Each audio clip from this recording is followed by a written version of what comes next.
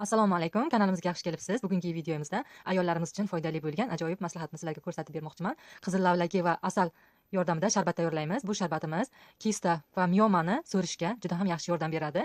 Tajribada kuzatilgan holat, miyomadan umuman ham asar qolmaydi. Faqat erinmasdan har doim och qorinda asal va qizil lavlagi aralashmasini, sharbatini har kuni ertalab och qorinda iste'mol qilishimiz kerak bo'ladi. Ko'rib turganingizdek, kubik qilib qizil lavlagimizni maydalab oldim. Kimda blender bo'lmasa, oddiy qirg'ichdan o'tkazsangiz bo'ladi. Blender bo'lsa juda ham yaxshi bo'ladi.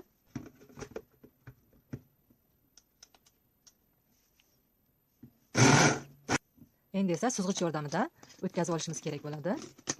Har kuni ertalab bizga 200 gram bir stakan qizil lavlagi sharbati kerak bo'ladi.